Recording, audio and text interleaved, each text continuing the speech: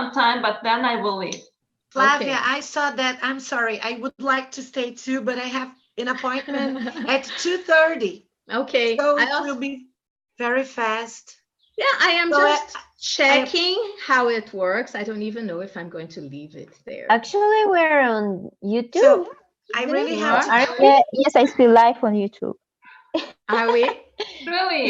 Yeah, No, I not think yet, yes. are we? No, we are. Really? Are you Yes, checking because there? we are on YouTube. Now I Let can me see check. us on YouTube. Ah, Bye. But we are only 5 people. okay, so we are live. Everybody together, let's say hello, high achievers. What do you think? Let's say. Let's Okay, do it that. so 3, 2, 1. Hello, Hello, high high high achievers. achiever. Nah, that was not good. Let's do it together. 3, 2, 1. Hello, high Hello. High achievers. achievers. This is one of the CPE preparation groups. A few people of one of the CPE preparation groups. We're here. We have just finished the class, and I said that I was coming live on YouTube. They decided to join, and we all have a few tips to give, right? Yes. So let's start by introducing ourselves so people know who we are. When we are taking the CP exam, the first question the examiner is going to ask you is, where are you from? So I will start by introducing myself and telling where I am from. And then I will pass the ball and everybody's going to introduce themselves, okay? So my name is Flavia Costa. I am an English teacher. I have been teaching English since 1991, and I have been preparing students to pass Cambridge exams since 2008. I have been online since 2016, and it has been a great pleasure to me to be able to teach people from all over the world. Right here, I have different nationalities already. It's great to have a community like that. And we all have tips to give you. If you're interested, I would like, oh, I live in Brazil. I am Brazilian. I live in Brazil. So I am not a native speaker. But as a non-native speaker, I can say that because I know all of the difficulties to arrive at C2 level and to pass the exam, I would even dare to say that I am more fit to show you what to do than a native speaker who has never taken the exam before, right? So I have been there, I have done that, and I want to guide you through the same path if you're willing to learn with me. So these guys here, they're all from different countries. Let's start with Ina, and then we go Ina, Christina, Andrews, and Milena. And the last Hey, one. my name is Ina. I'm from Moldova. It's one of the republics of the former USSR. I live in a small city, but a picturesque one. It's situated on the river, and on the other side we have a great forest on the hill. Thank you, Ina. Christina. Well, actually, my name is Christina. My last name is Ursul, which in English means a bear, but I don't look like it. So I'm also from Republic of Moldova, but I've been living in Spain for 2 years. At the moment I'm living in Pamplona, which is a famous city from the running of bulls. So, and that's it. Andrews? Well, my name is Andrews. I'm from Recife, which is the capital of Pernambuco, close a northeast state of Brazil. And last time I checked, it had 1.5 million people living in the city. So it's the 5th city most crowded in my country. Okay, Milena. Okay, I'm Milena. I come from Costa Rica. This is a small country in the tropical place of the world. So we share lots of nature, and we have the most beautiful place of this American side. Thank you. Raise your hand if you're an English teacher. Yes, I'm English teacher. Okay. Christina, aren't you an English teacher? Wait, actually, I have just one class for B1 level, just for practicing my English. But I'm a little bit afraid of teaching like higher levels. But you are starting right now, right? You have been Yes, teaching. yes, Okay. yes. So we're all English teachers here, and this usually happens to most of CP preparation groups because or students are English teachers or translators. These are the professions where the exam is considered of great value, right? However, it is also important from any other profession. For example, do you know, guys, how people could use the CPE? Well, business, maybe. Or maybe some job which involves diplomatic actions, which you can like interact with other people in order to get in a conclusion. Do you see what I mean? To enter university as well. Yeah. It's one of the entrance exams. PhD, post-graduation. Yes. And one of the questions people ask me a lot is what's the difference between taking the CPE or any of those Cambridge exams that I have here, right? So there is PET, FCE, CAE, and CPE here. What is the difference between taking Cambridge exams and the IELTS, right? As you can see, the IELTS here is just like, it's together, it's on the same table, and the exams are prepared by Cambridge. Do you know the difference between those exams? Not actually. Not yet. No? I think IELTS No. have to be taken every 2 years, 2 years or 3 years, and Cambridge is for entire life. Exactly. That's it, Anna. The IELTS is one of the most the IELTS is one of the most famous exams for university entrance nowadays. Most universities have been asking for the IELTS, and it is almost as famous as the TOEFL used to be in the 80s and 90s nowadays. However, just like the TOEFL, it expires every 2 years. And what's the point on having an exam that's going to, a test, a certificate that expires every 2 years in your curriculum? Right? Will you take the exam again every 2 years just to have your resume updated? I don't think it's fair to anyone. And we know that if you don't use language, it decreases. You have to keep on using any language so you can keep up with the level, right, Christina? Christina speaks 4 languages. She knows that rather well. Yes, that's true. If you don't use it, you lose it. So some people criticize Cambridge exams because how can you state that a person is proficient if they have taken the exam, I don't know, if they took the exam 10 years ago? How can you say their English is still the same? Well, the reason why you can do that is because the IELTS is a leveling test, and Cambridge Main Suite exams, they test you deeply within the level. It's different.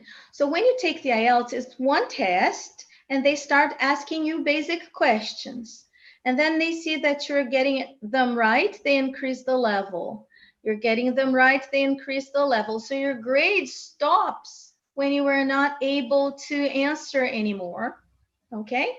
And then they give you the score, which comparatively will take you to the Cambridge Main Suite level. So as you can see there, IELTS 6.5 is CAE, right? with a grade C. IELTS 7 is CAE, IELTS 7.5 is CAE, IELTS 8. So IELTS 8, 8.5, and 9 are CPE with a C. So it does not measure CPE level with a B or an A. Okay. Is this a real scale? I mean, can I really believe that? In my opinion, and this is my personal opinion, IELTS is a bit harder when it starts checking you at higher levels, because you will only listen to the listening test once, and your speaking test, you were tested alone. You do not have a colleague to test your interactive communication with you, your discourse management with you. You are alone with the examiner. They're recording your voice. There's a lot of tension involving the IELTS. So it is really hard to reach higher grades, especially because, you know, as English teachers, you know, sometimes you have, you know, language, vocabulary, and grammar structures from level 9, but you were bound to make a ridiculous mistake from basic. A very common mistake, really common one at CPE level, is when people mix up going to and will, right? Both are the same. Which do I use, will or going to? They're not necessarily the same. You have to know which one fits best. If you do that on CPE, it's not going to ruin your grade, because they're probably going to have only one question involving that. And they're not testing you there. They're testing you here. They want to see other structures there. Now, for IELTS, if you make a mistake like that, you are stuck. Your grade does not go up. It levels you down. You see? So this is why I think sometimes IELTS can be a little bit tougher on people. So what are the advantages of taking the main suite exams? They are not as tough in that way I have just explained, right? Because they're not a leveling test. They test you deeply within the level you possess. So if you are making mistakes in other levels, this is not going to ruin your grade. And it does test you deeply in all of the 4 skills. So you will have to speak, write, listen, and read. Yeah. At C2 level, from the beginning to the end of the exam, for 4.5 hours, 4 hours now. Yeah, teacher, if you don't mind my interrupting, Sure. well, my vision, what I see when I compare both Cambridge tests, like the basic, the CPE test and the IELTS, is that one is more, they focus more on the ability of, not only academic vocabulary and all the grammar structures, but your ability to speak with others, to converse, to make a great conversation. Mm-hmm. The interactive process, they focus more.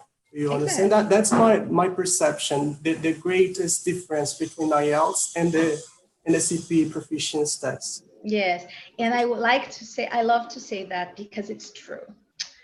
Studying for CPE is more fun.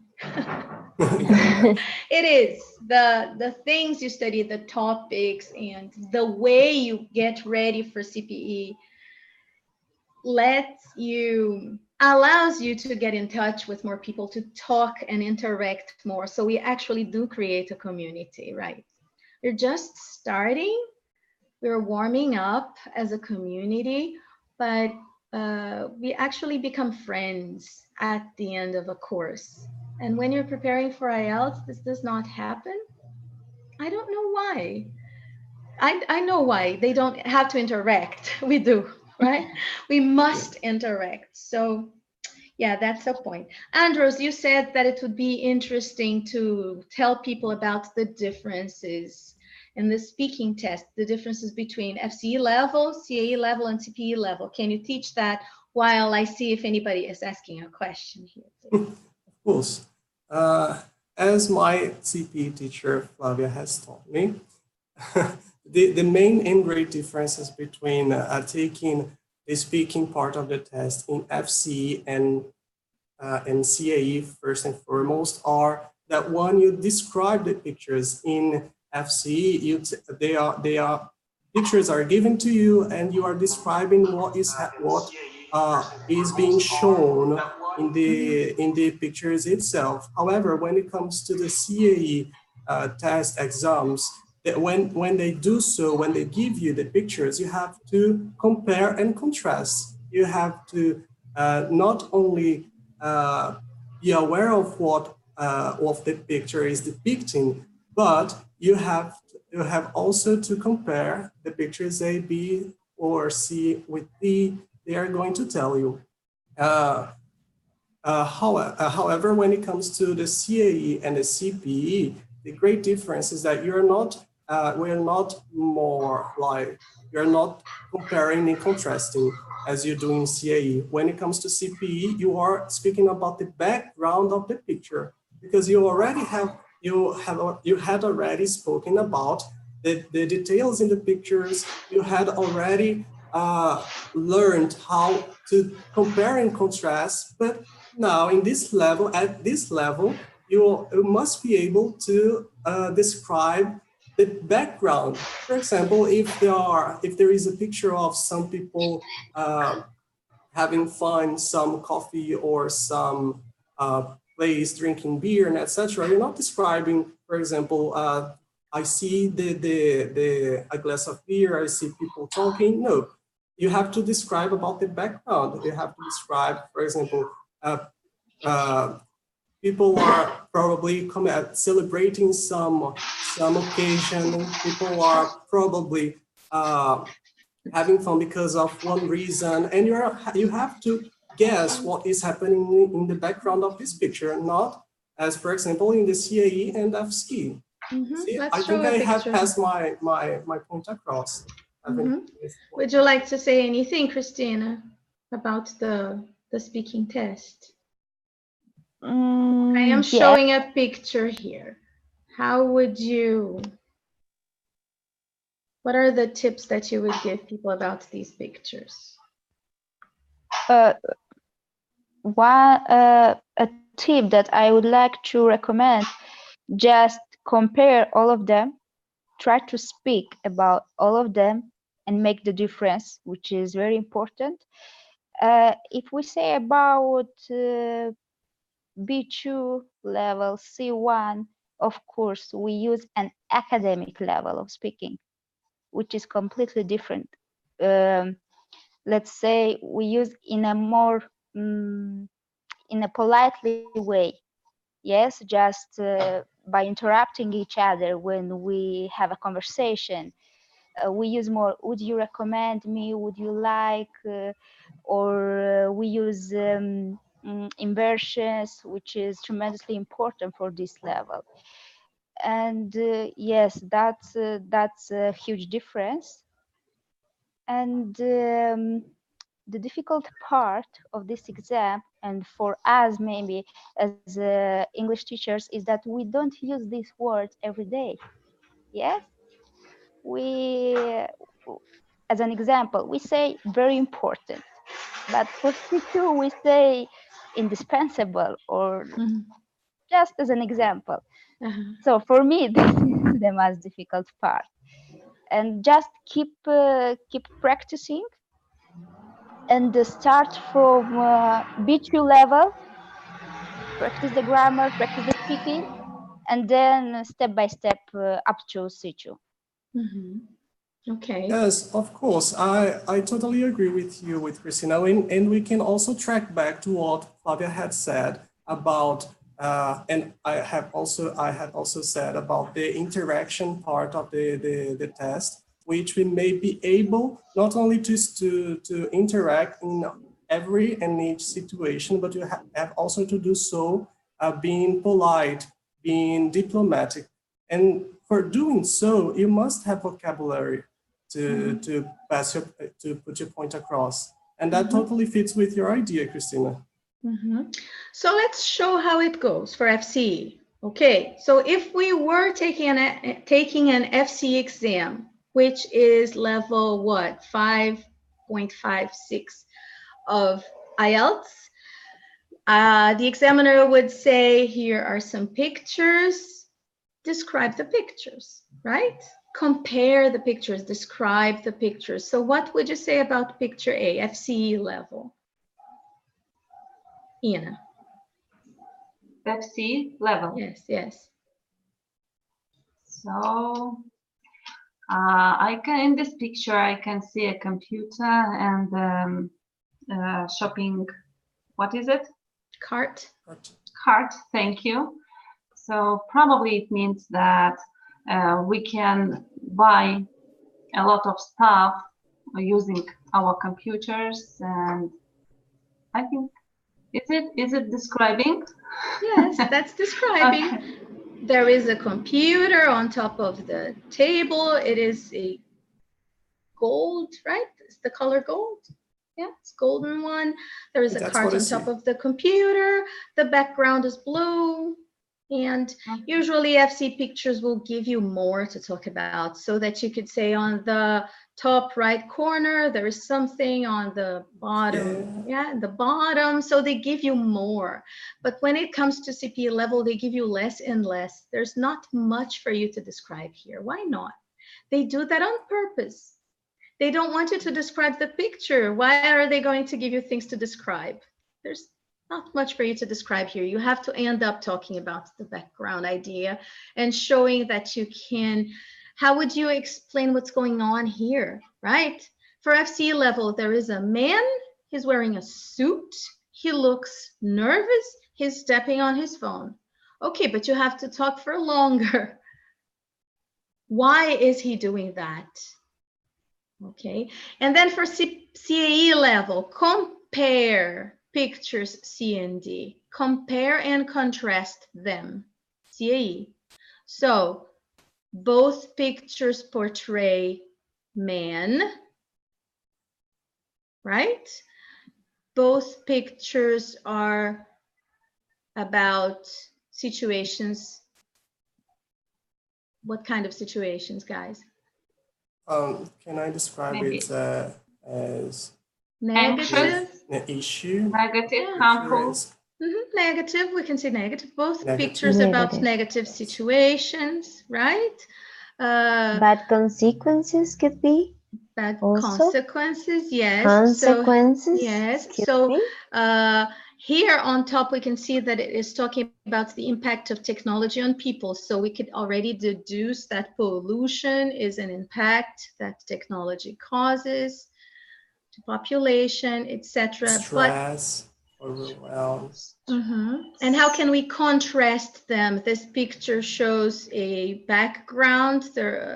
We can see a factory and pollution here, and this picture does not portray a background. So this is the way I am just contrasting the pictures, but I am not telling you about the background idea, the feelings that are in those pictures. And this is CPE level. But CPE level, you are going to talk about how he is feeling. Ina came up with an interesting idea. Maybe he lost his family, right? Maybe there was an accident because of a telephone. He lost his family, and that's why he hates it so much. It's okay. You can think about different things to talk. You can use personal experiences to explain.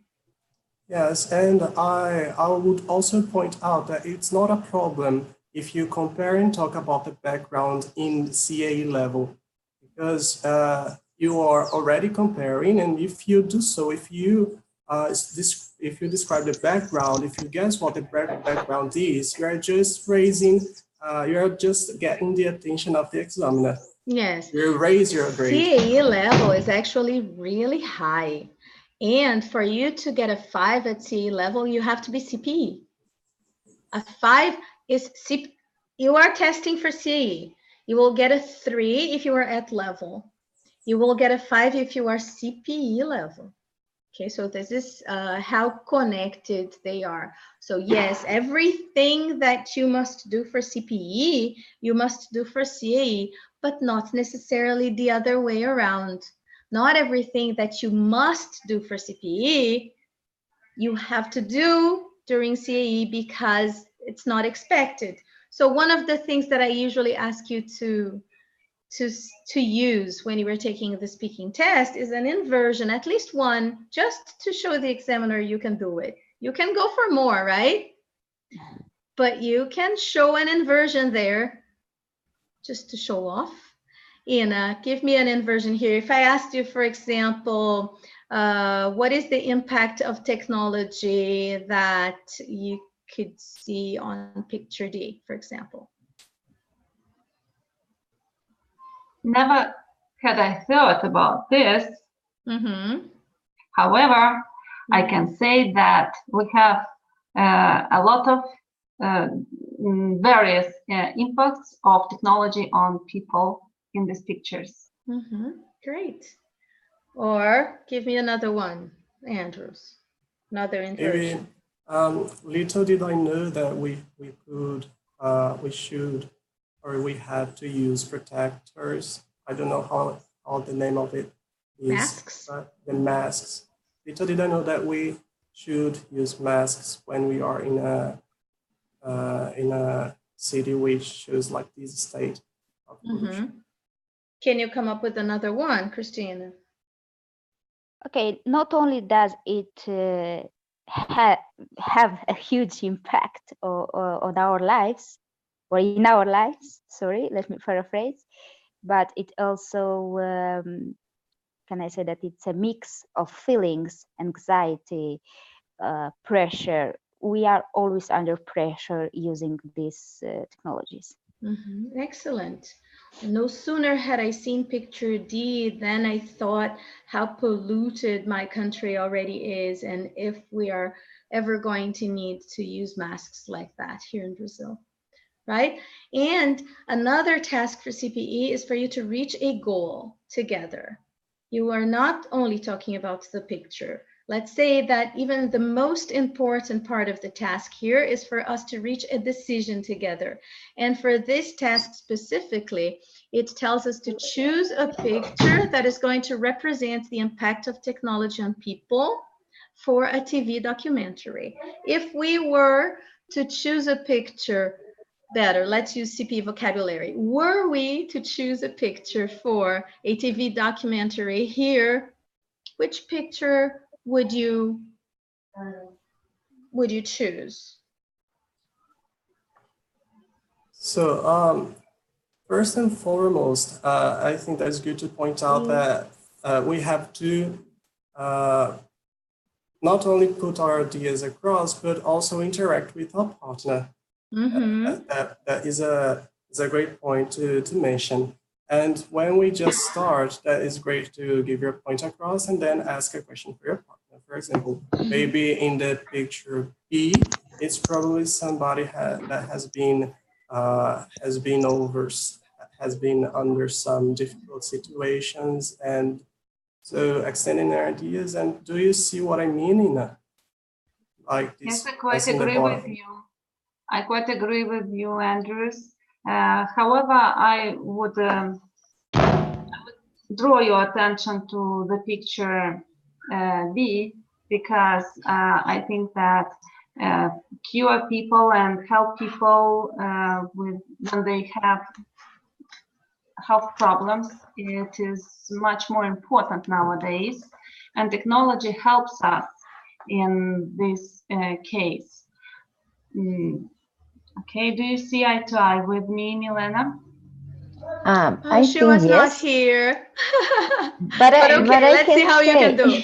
Yeah, but I can say that I see the pictures A and B are positive, or give us a positive effects or consequences, because they are producing, or they are giving us good things, or good chores, or good advantages for healthier or insurers to people.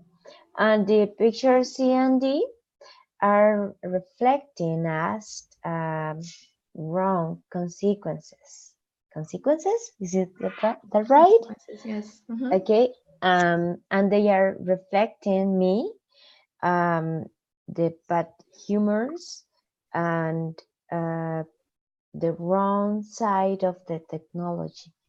What about you, Christina? Did you say something about the climate in the picture D? You see Mhm. Oh something? yes, wrong?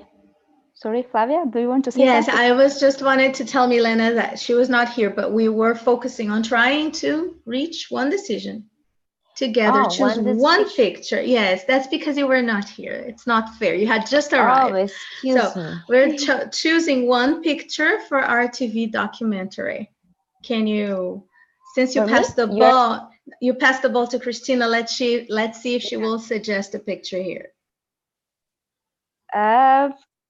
I don't see the picture, but if I remember, You don't see the pictures. no, sorry, I don't see it. Can you see? I Are you can on your phone? Yes, Ah, okay. maybe that's why. Sorry, Yes. that's my fault. But it's picture number. From my point of view, it's picture number B, because Yes. we talk about medicine. Yes, through technologies we can get better treatment, even a cure for cancer. Why not? And so, in my opinion, other pictures show how can destroy us with climate change, how can destroy our nature, our feelings. Yes, but picture A shows how we can get in a faster way the products, but picture B is the best one. For the TV documentary. Okay. Do you agree with her? Ask them a question. What is a What do you good, think what is, about it? Chris? Yes, what is a question examiners are looking forward to hearing when you interact? Do you Yes, agree interacting, with me? yes, and exchange of information between us. Yes, Do but you, what is the sentence that is going to grade you higher if you use it? do you see what I mean? Do you see what I Do you mean? agree with my point of view? Do you see eye to eye with me? Do you see eye to eye with me? Would Do you you see eye agree with to me? eye with do me? you see If eye to with if me? you use the you see eye to eye with me, you're going to see, you're going to listen to the examiner at the back there, giving you points, points, points, points, points. Okay, it's an expression they're hoping for. Everybody wants to see you do that. If you disagree with your colleague, what can you say? I respectfully disagree. Great. From my standpoint, Mhm. I see think what you that mean. Mhm. I see what you mean. Mhm. I beg to differ.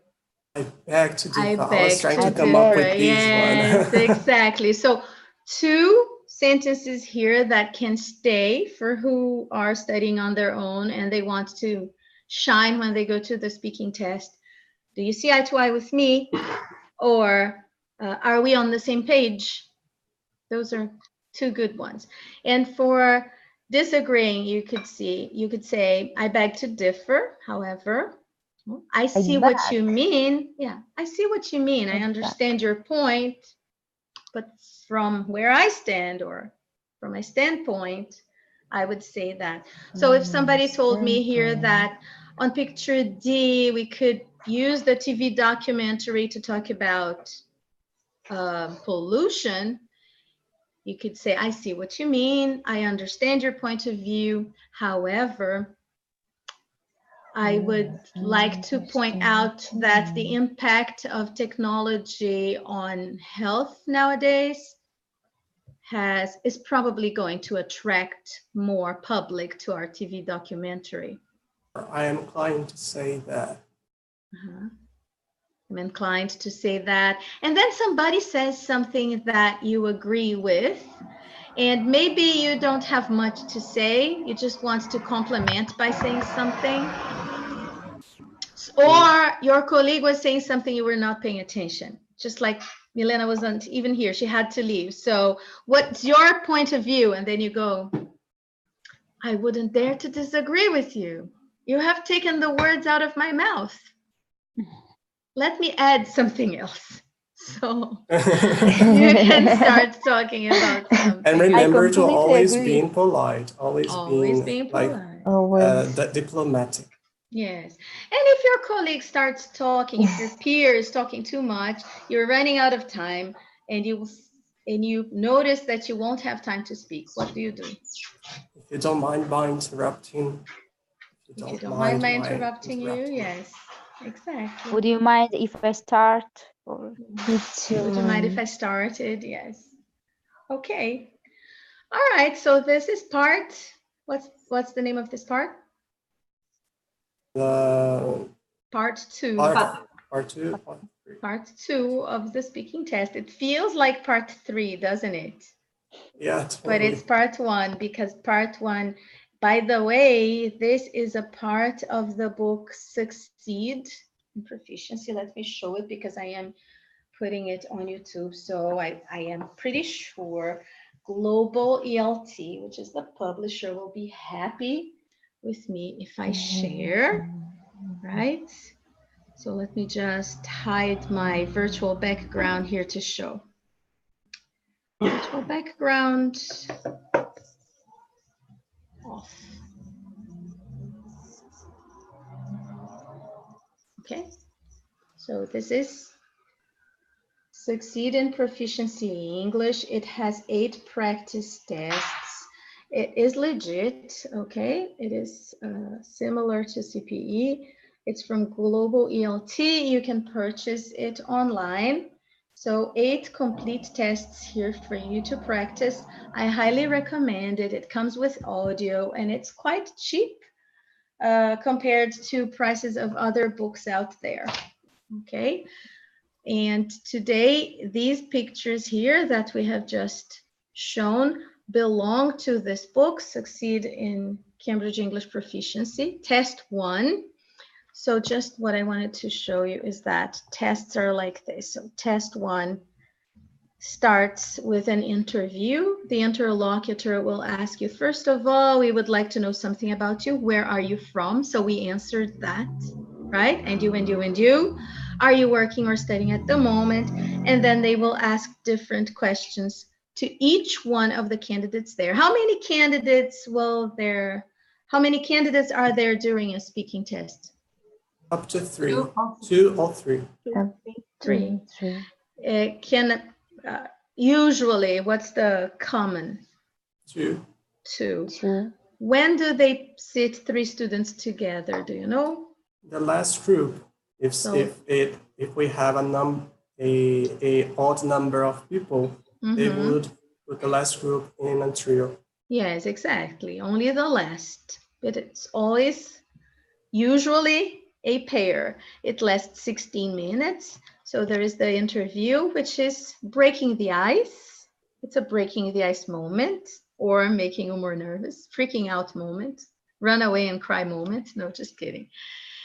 And then part 2 starts talking about the pictures already. And then you will speak about the pictures for 1 minute. So the first one, say, I'd like you to look at pictures. The examiner will give you 2 pictures to look at, talk about technology, how it has affected humanity. So you are in a pair, talk about pictures A and B. You talk about it for 1 minute, and then the examiner goes back and says, thank you. I'd like you to imagine, look at all the pictures, right? I'd like you to imagine that there will be this TV documentary. So talk about all of the pictures and try to reach a conclusion. Try to see which one you would use on your documentary. Right after that, there is the dreaded long term, where you have to speak for 2 minutes on your own. How do we prepare for that if we're not taking a course? Guys, if they are studying on their own, what is the best way to prepare for this part? Keep track of time and recording your voice. Record your voice, yes. Record your voice. Why should you record your voice? so that you can Yeah. listen To again improve. and check your mistakes. Check your mistakes. Exactly. Can you just do it without recording your voice and it's as good as if you had recorded? Of course not. It's not. That Not wouldn't Because be we so have a good chance as if we did. to listen to ourselves, to realize our mistakes, to see them, to hear them, and to improve. But if I don't have a teacher, how am I going to know if I made a mistake if I don't have a teacher helping me? You join Flavia CP's course. No, if the person is not going to join the CPE course, or if the person does not have a teacher, why should they record their voices? They don't know the mistakes they make, do they? They know? You have a point. Huh? I have a Maybe. point. Do you know when you make mistakes, Andrews? Just when Yeah. just in two cases. The first one when you give me feedback, and the other one when I listen to that again and I understand the mistake that I've made. Mm-hmm. If I do But not understand, without my feedback, would you be able to notice your own mistakes just by recording your voice? not everything, but some of the things, yes. Some of them, yes, right. Some of them, yes. Yes. Would it be profitable if you could Yes. see at least 10% of your mistakes, if you could notice them? Of course. For grammar mistakes, I think we can notice them Yes. perfectly.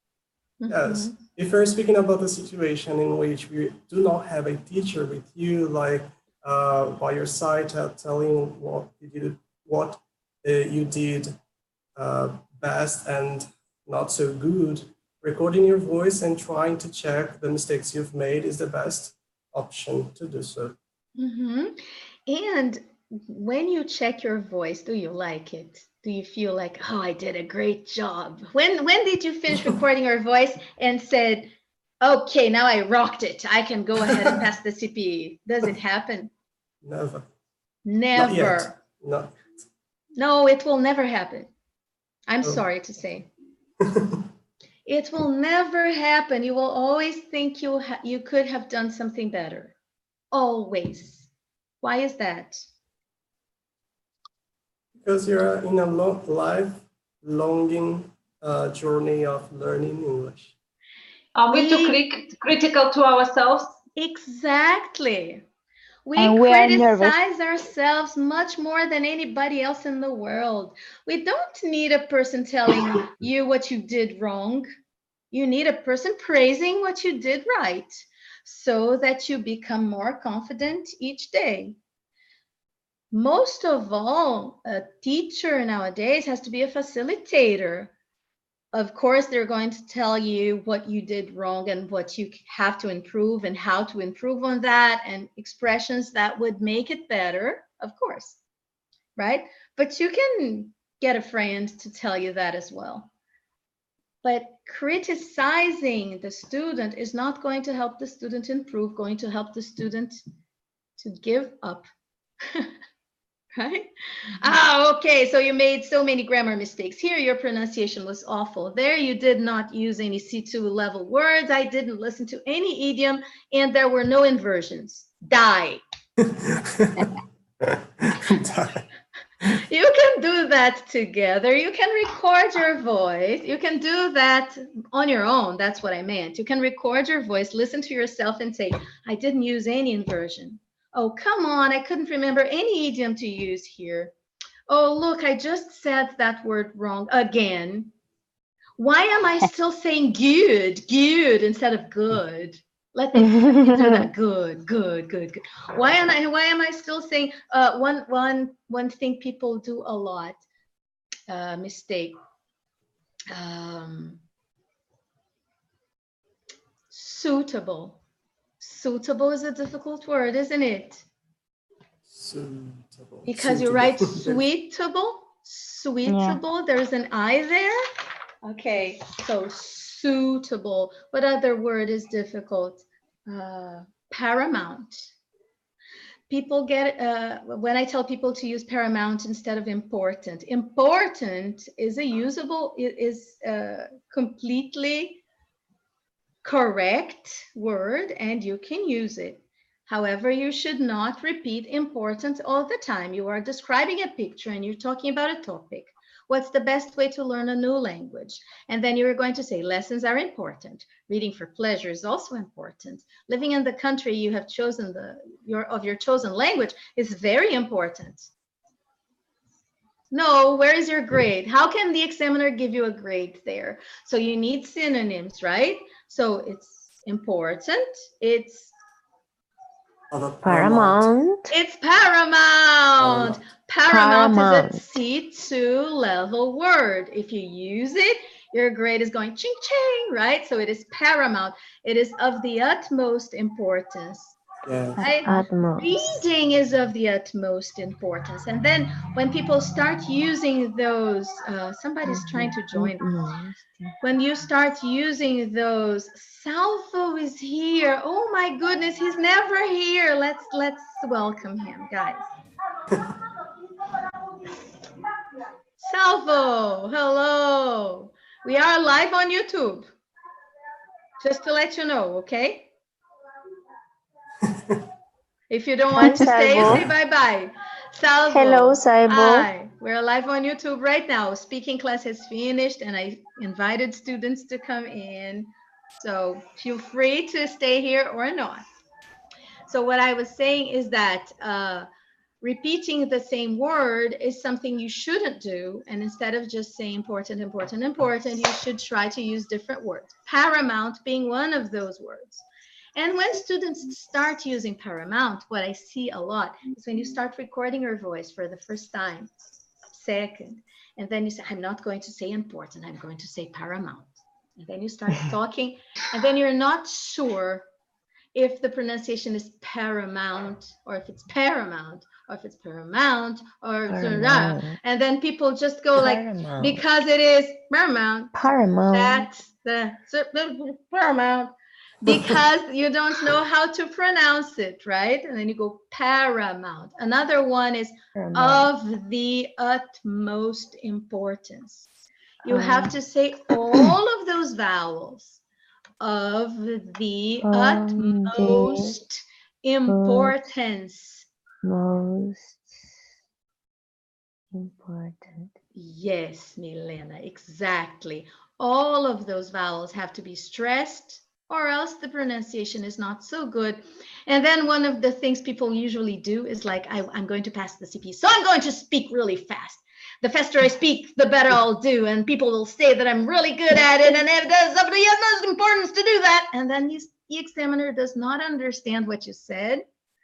They didn't even have time to see that you said of the utmost importance and grade you accordingly. So lower the pace, pronounce the words as properly as possible, put flexibility on your sentences, be a little bit theatrical, you know. The merrier. The Merrier. merrier. Merrier. The More more merrier. you The more- the pronounce the merrier. words, the merrier. Okay, The so more, And the if merrier. I just point something out is you have always told us that the examiners they have this perception that we already know, we are already at the advanced level, so we do not need to show that we speak fast. We need to show to put forward our idea in the best way, using the best vocabulary, using the best collocations and the best grammar rules, not to say that you are advanced because you're speaking fast. The fluency. yes, some Fluency. people do speak faster than others, and it's okay. I usually have a slow pace, even when I'm speaking my own native language, right? That's the way I talk normally. I like to think of the ways of the words that I am going to use, think about the words I'm going to use. So it takes a little bit of time, right? And you are being tested for the C2 proficiency exam. It's the highest level exam out there for non-native speakers in the world. You have to show off in 16 minutes. It's not what the examiner asks you. It's not about the question. It's about how well you can use the time that you're given. So they're going to give you 2 minutes to talk about what is the best way to learn a new language. You are going to speak for 2 minutes on your own using the best language you can possibly come up with. Does it have to be perfect, filled with idioms and exquisite language without repeating a single word? Some people say, never use I think, never use I think. No, it's not like that. You can use I think, but you are not going to say I think, I think, I think, I think, I think all the time, because you have to show flexibility. So you use I think, I believe, to my mind, right? From where I stand. And then as far as I'm concerned, points, right?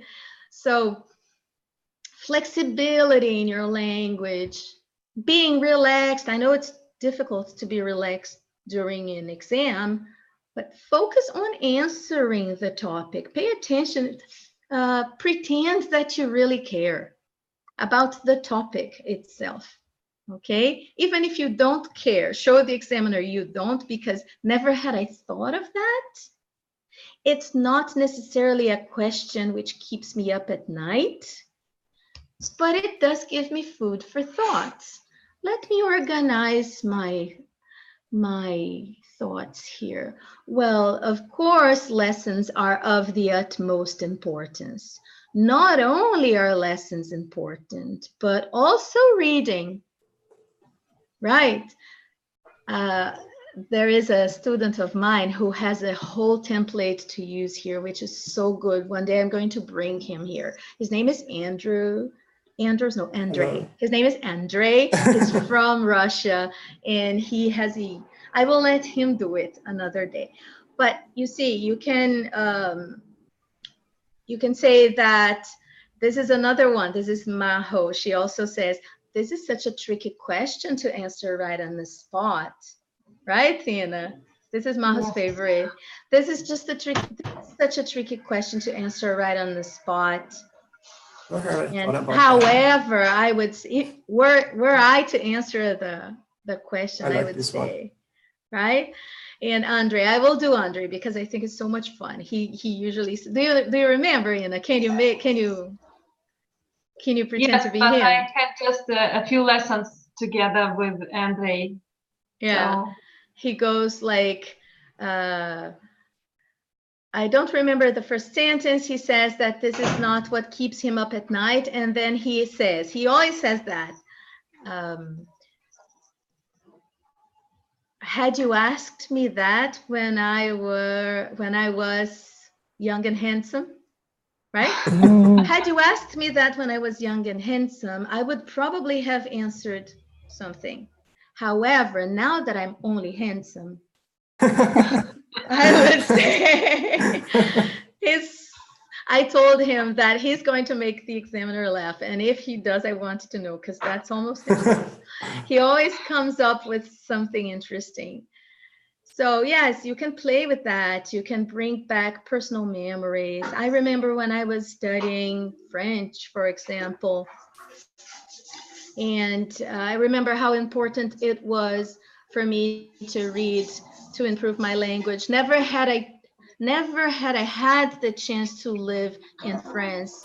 However, if I had, I believe it would have improved the quality of my French to a great extent. Okay. Sorry. Yes, Salvo? I don't want to interrupt you. Maybe I will ask later. Please do. Do you have any feedback for me? Because I recorded the task, like what is the best way to learn a new language, and the other one on WhatsApp.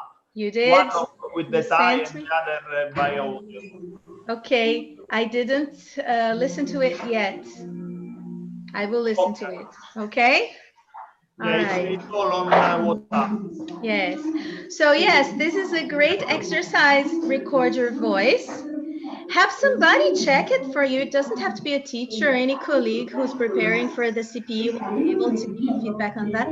Somebody's watching TV background. Please mute your microphone. Yes. Is it you, Milena? Yes, thank you. Okay, so record your voice, ask somebody to give you feedback on your production, but please ask this person to tell you the good things you did, because for you to criticize yourself, you can do that on your own, right? So think you're going, huh? That's also worth mentioning that we have a Facebook group, so that you can post there maybe.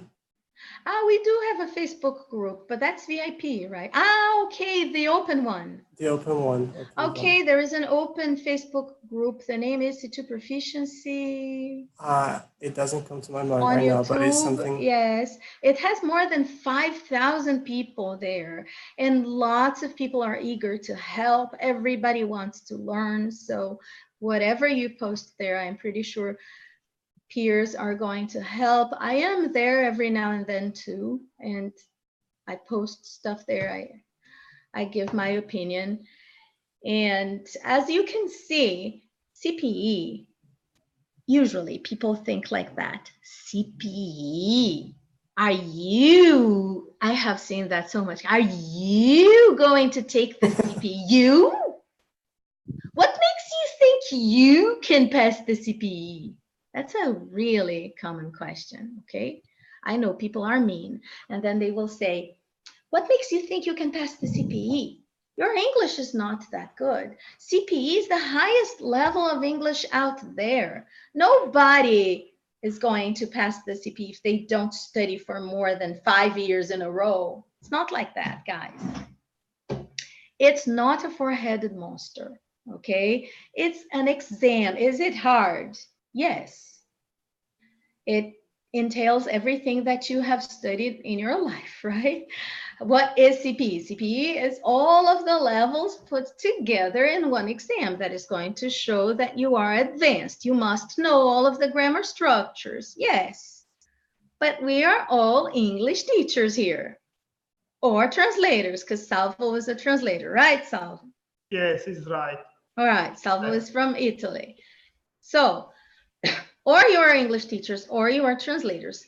English structure, grammar can be a problem. You might have to go back and review a few things, but this is usually not the problem anymore when you reach this level. When you get here, the fine line that divides being advanced and being proficient lies in being natural, being fluent, sitting in front of the examiner and showing in a relaxed way, hey, come on, let's do it. Here's my English. This is what I have to show you. Okay, so am I proficient or not? Am I able to talk about everything you asked me to talk about? Did I use enough synonyms here? Okay, so not repeating the same word makes a big difference. And instead, can I use I think? Yes. But you can also use in my opinion, I believe, to my mind, right? Can I say interesting? Yes. But you can also say Paramount. Of the utmost importance, right? Can I say difficult? Yes, no problem. But I can also say challenging. Huh? Literally. What do you think is the main difference between writing, when you have more choice to choose your vocabulary, and speaking? Can you, for example, talk using the same word when you write? Because writing is one of my strengths, but it's possible to speak, talk with the same word and phrases, expression, idioms, phrasal verb than writing. Or it's too difficult because you don't have time to think? Yes, that's the problem, right? I don't believe anybody is able to speak the same way they write, even in their own language, even in their language one, because we write in a much more elaborate way. And the choice of words for writing is usually not that natural, right? So you make purposeful choices of words which are more exquisite than others, right? So you're not going to speak like that, or else it's not going to be natural. And one of the things about the speaking test, and pay attention, guys, because during the speaking test, we are now at the beginning of the course. So we have been practicing how to incorporate idioms. We are going to use 1 or 2 idioms there, but we're not going to sound crazy. There is a difference between using 1 or 2 idioms in context because they fit the topic, or showering the examiner with idioms without a context. It's going to look so unnatural. Your grade is going down. It has to be natural. Ah, Flavia, but what is natural about C2 level language? Nothing. We have to rehearse. Guys, you have to rehearse everything. You have to rehearse everything. I keep saying that when you started studying English, you had to rehearse. Can you pass me the glass, please? Here you are. Thank you. You're welcome. Again, can you pass me the pen, please? Here you are. Thank you. You're welcome. Can you pass me the book, please? Here you are. Thank you. You're welcome. You did it so many times you don't remember anymore until it became natural. When it became natural, you stopped thinking about it. When you started driving a car for the first time, it was terrible, right? It was hectic. You had to pay attention to everything. You would drive slowly.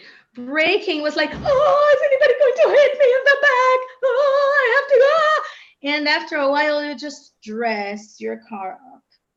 It belongs to you, right? Your movements flow. So it needs rehearsal.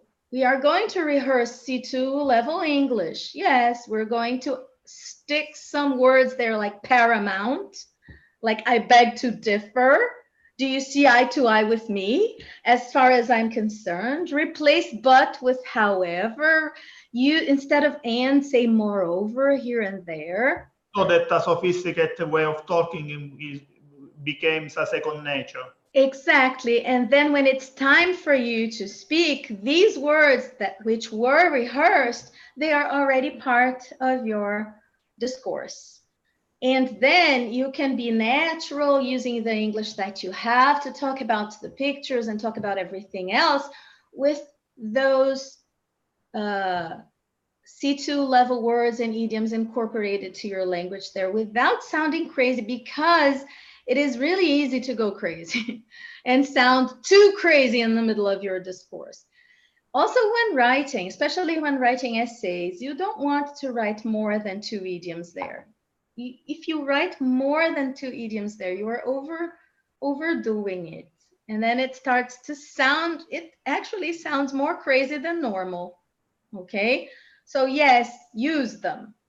But be careful, use them in context, know how to use them. But this is the hardest part because I only know 2 idioms. No, you don't, you know many. You know many, you are not using them. So my favorite tip when people are preparing for this PE, this is my favorite one of all times. Don't worry about the level of the idioms you know. Don't say, I'm not going to say that it's raining cats and dogs because this is an FCE idiom. I'm not going to use it. And if the examiner asks you about the weather, and if it's raining in your picture, are you going to not use it? Really? Why not? It's an idiom. It's an idiom. It's natural. It shows fluency. Use them. Okay? So, somebody's talking and you want to interrupt. You go, I'm sorry to interrupt you, or if you don't mind my interrupting you, I have just thought of something here out of the blue, and I would like to say, right? Out of the blue. It's not a C2 level idiom, but it's an idiom. Okay, so if you have a chance to put them there, do it. Don't worry about the level. It's a a card you can have up your sleeve. A few idioms. I wouldn't worry about learning all of the idioms out there at all. I would worry about incorporating the idioms you already know into your everyday language. But I am a nerd. I am going to study every day and I'm going to incorporate all new idioms in my language. Great. So do that if you can. Do that. It's going to be great. You're going to become much better than me. I don't know half of the idioms some of my students are using now. And it's awesome. I sit here and I watch them speak and I go crazy. I have so much fun. I am so proud, actually. You know, I'm so proud. It's just like, is this really my student? How it's like my daughter. When I look at my daughter, I look at her. Did she actually, you know, did she come out of my belly? Is it possible? Right? Did I actually teach that student? That student is much better than me right now. And it's great. I want to see you all like that. But if you don't have much time, incorporate the ones you already have. Start using them. You know, all of that language that you always listen to people using and you read and understand, but you're not able to use, the words don't come, right? It's like, what's that word? How don't I know that word? I have heard people using that word so many times. So that's the word you must start using. That's the, you know, baby steps, baby steps. But is However. And can be Moreover. right? Oh, I think, as far as I'm concerned, From my standpoint. I just thought of something. I have an idea here to talk right now in the middle of the speaking test. Okay, so I thought of something out of the blue. Okay. Teacher, I have a question about an expression. When you are interrupting somebody, you can say, if you don't mind my interrupting, but can I also say, I beg your pardon, or that is just ancient?